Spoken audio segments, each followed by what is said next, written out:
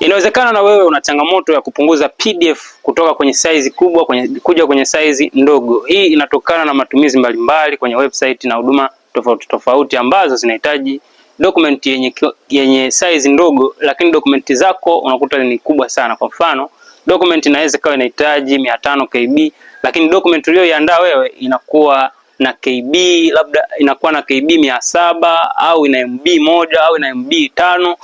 Kwa hiyo sasa kwenye video hii nataka nikufundishe namna ambayo inaweza ikakusaidia sana kupunguza document ya PDF kutoka kwenye size kubwa kuja kwenye size ndogo. Matumizi ya PDF ndogo yanaweza kutumika katika maeneo mengi zaidi kuliko ilivyo kwa PDF yenye size kubwa. Kwa hiyo kuna wengine ambao wanatunza data zao kwenye email, wengine wanatunza kwenye Google Drive na sehemu na platform mbalimbali za kutunza document online.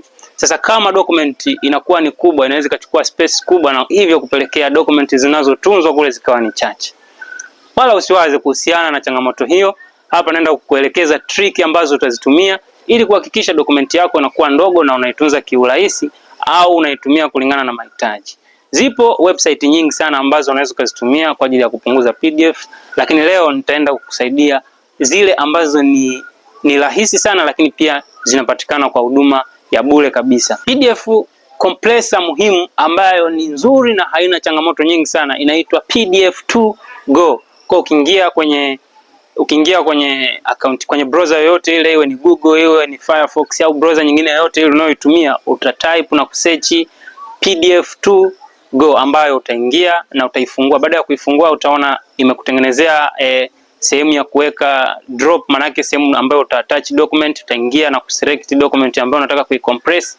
Baada ya hapo utaselect kwamba unataka uipunguze kwa kiwango kidogo cha katikati au unataka uipunguze kwa kiwango kikubwa sana. Kwa hiyo kama unataka kupunguza kwa kiwango kikubwa sana, utaselect option ambayo inakwambia strong compress. Kwa hiyo utacompress na document yako itatoka kwenye size kubwa hadi kuwa kwenye size ndogo. Lakini pia unaweza ukatumia kuselect kwamba unataka PDF yako labda ilikuwa na kiasi fulani, lakini unataka ipungue mpaka kiasi fulani. Ukishagusa kwenye select hiyo, utaselect kwamba unataka itoke kiasi hicho mpaka kiasi hicho. Baada ya hapo utastart kucompress.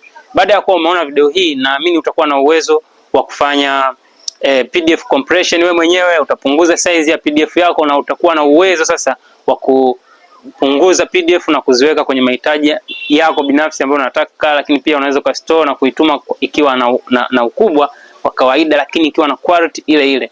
Kwa video hii, kama utakuwa umejifunza kitu na umependa, nikukumbushe kulike, kucomment na kushare. Lakini pia kama vile utakuwa na maswali unahitaji ufafanuzi zaidi, unaweza ukaacha comment yako hapo ili baadaye nikapita na kukujibu comment yako. Usisahau kulike video hii, kushare, lakini pia jiunga na channel yetu kwa kusubscribe. Asante sana.